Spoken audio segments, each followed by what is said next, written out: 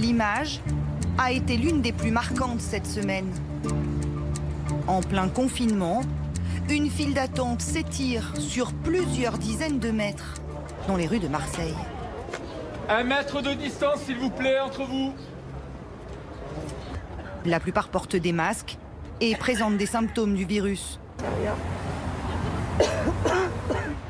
Ils sont venus se faire tester et obtenir un traitement en cas de résultat positif. Oui, moi je connais quelqu'un de ma famille qui est atteint. Il est venu se faire dépister avant-hier.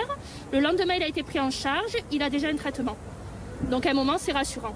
Écoutez, je pense qu'on ne peut pas attendre pendant 6 mois des tests de souris. On est en guerre. Il faut agir. À l'initiative de cette opération qui a créé un scandale national, l'Institut hospitalo-universitaire des maladies infectieuses de Marseille et son patron, le médiatique et controversé professeur Didier Raoult. Il est persuadé d'avoir trouvé le remède au Covid-19.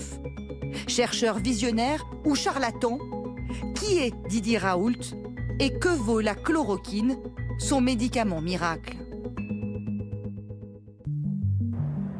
C'est ici à Marseille que Didier Raoult, 68 ans, a fait la majorité de sa carrière.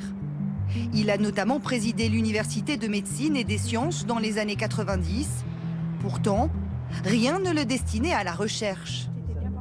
Un parcours scolaire chaotique, mais une personnalité qui sort déjà du lot. Lycéen, il était, selon ses camarades de l'époque, assez flamboyant. Déjà, il avait été élu délégué de classe sans s'être présenté, ce qui en disait quand même un peu long sur l'impression qu'il faisait sur ses petits camarades. Et voilà, il impressionnait beaucoup. Et il était déjà, d'après ses camarades de l'époque, très sûr de lui et très, voilà, très stable dans sa façon d'être. Sur les bancs de la fac de médecine à Marseille, Didier Raoult croise cet homme, Renaud Muselier, qui deviendra médecin, puis ministre.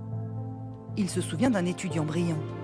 Il était plus travailleur, plus puissant, plus fédérateur, globalement, vraisemblablement plus intelligent que tout le monde. Depuis 4 décennies, il travaille sur les bactéries, découvre des virus. Je n'avais pas pour objectif ni de sauver le monde, ni de trouver le médicament qui allait guérir l'humanité. C'est guidé, c'est très égoïste, c'est guidé par la curiosité. Je fais de la virologie, de la bactériologie, mais s'il y a un parasite qui me tombe sous la main et qui m'amuse, je le ferai. Je n'ai pas de limite particulière. Est-ce par goût de la fantaisie? Il s'amuse même à nommer ses découvertes d'une manière peu académique. Il y a peut-être 40 bactéries et virus qui s'appellent Massiliensis ou Marseille virus ou Quartier nordensis parce qu'on l'a trouvé dans les quartiers nord de Marseille, Ratimaciliensis parce qu'on trouve ça dans un rat marseillais. En 2010, il reçoit le prix INSERM pour l'ensemble de sa carrière. Puis il obtient la subvention la plus élevée accordée en France pour la recherche médicale. Il faut dire, voilà, sur les 80 millions, on a 10 millions. Moi, non, j'ai une réputation pour ça à tenir. Je dépense tout l'argent qu'on me donne. Isabelle, c'est pas vrai? Je dépense, hein? Avec cette manne financière, il se lance dans un projet pharaonique, la création de l'Institut Méditerranée Infection. Inauguré en 2016, une véritable machine de guerre dans le domaine des maladies infectieuses. Cet institut universitaire est totalement atypique dans le paysage français.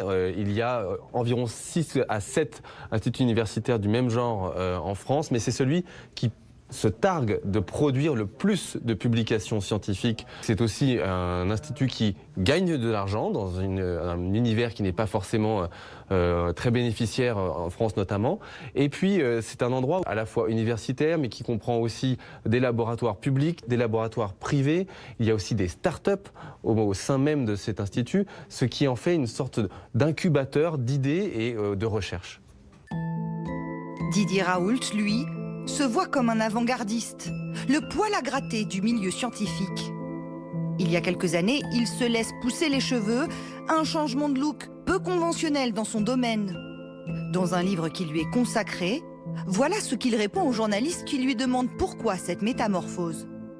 Ouais, il a eu un petit sourire, il m'a dit parce que ça les fait chier. Parce qu'il aime bien, il aime bien provoquer les puissants, les décideurs, qu'ils soient politiques, que ce soit des scientifiques ou même ses confrères médecins et chercheurs. Et ce goût pour la provoque l'a parfois conduit à prendre des positions à contre-courant, comme dans ses chroniques pour le magazine Le Point, où il remet en cause le réchauffement climatique. Il n'aime pas être hurlé avec les loups, être mainstream, c'est pas dans sa nature. Il n'empêche que parfois, il met dans le mille. Par exemple, en 2009, l'infectiologue tient des propos qui, aujourd'hui, s'avèrent prémonitoires. Il y a des virus pourtant bien connus qui donnent régulièrement des épidémies considérables, comme la grippe actuelle ou comme l'épidémie de gastroentérite. Tous les ans, il y a 3, 4, 5 millions de gastroentérites en France. Et on voit que nous ne sommes pas capables de contrôler ça. Si un virus mutant qui apparaît, un virus respiratoire mutant avec la même contagiosité, compte tenu de notre incapacité à lutter contre la contagion, parce qu'on ne sait pas le faire, par manque de connaissances et aussi par manque d'organisation sociale, eh bien, on ferait face à un désastre considérable. Mais quand l'épidémie de Covid-19 touche la Chine en janvier 2020, étonnamment, le professeur Raoult ne semble pas en prendre la mesure. 2 jours avant la mise en quarantaine de Wuhan, voici ce qu'il déclare sur sa chaîne YouTube. Moi, ce qui se passe, le fait que des gens soient morts de coronavirus en Chine, vous savez, je ne me sens pas tellement concerné. Il se passe un truc où il y a 3 Chinois qui meurent et ça fait une alerte mondiale, l'OMS s'en mêle, ça passe à la radio, à la télévision. Pour ce médecin, autre grand spécialiste de la virologie, le professeur Raoult est parfois victime de ses propres travers. On peut être un très grand scientifique et avoir une mauvaise lecture des événements. Et manifestement, on voit quelqu'un qui est brillant, mais qui est un peu fantasque, qui est un peu rebelle. Il y a 1 mois, nouveau coup d'éclat. Sur notre antenne, le professeur Raoult dit avoir trouvé un remède au Covid.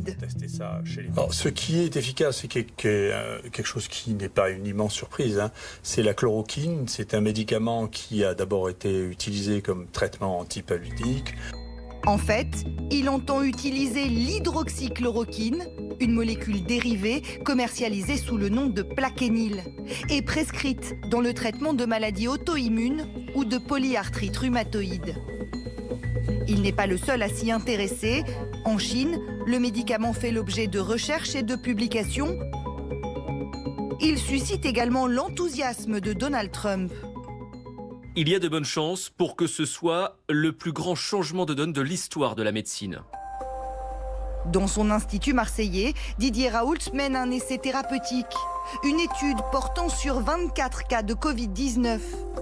Selon lui, en 6 jours seulement, les 3/4 de ces malades n'étaient plus porteurs du virus.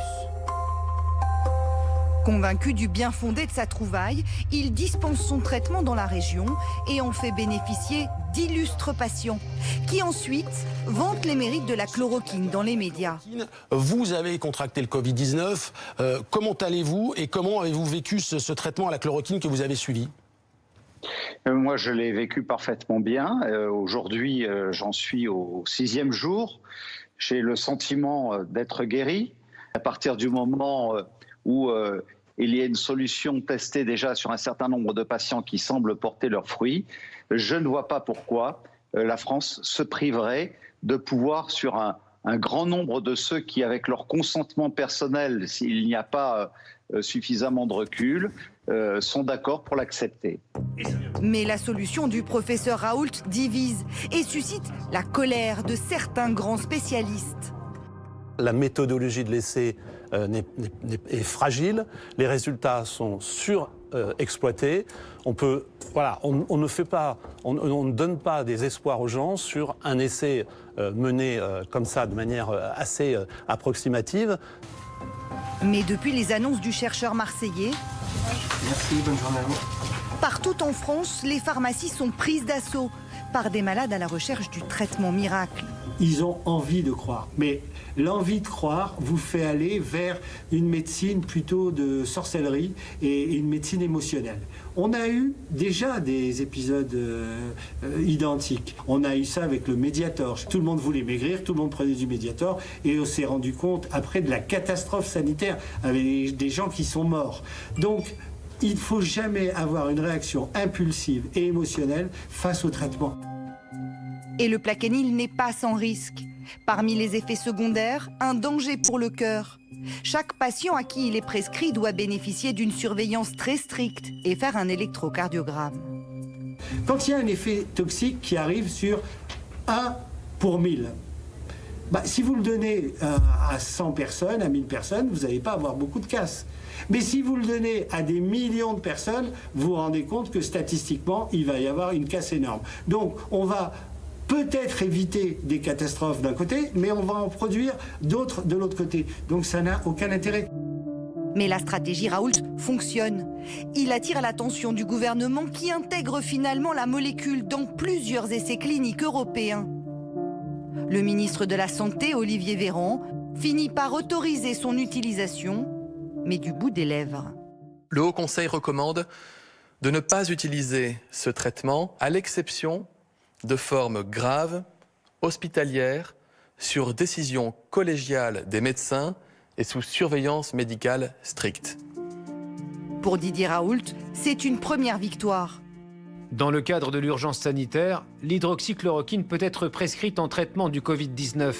Merci à Olivier Véran pour son écoute. Mais son plus beau succès, c'est peut-être le soutien populaire dont il bénéficie désormais auprès d'une partie de la population, à l'image de cette banderole installée devant son institut par des supporters de l'OM, Marseille et Le Monde avec le professeur Raoult. Un professeur rebelle qui, en terrassant le coronavirus, rêverait d'ajouter un nouveau chapitre à sa légende.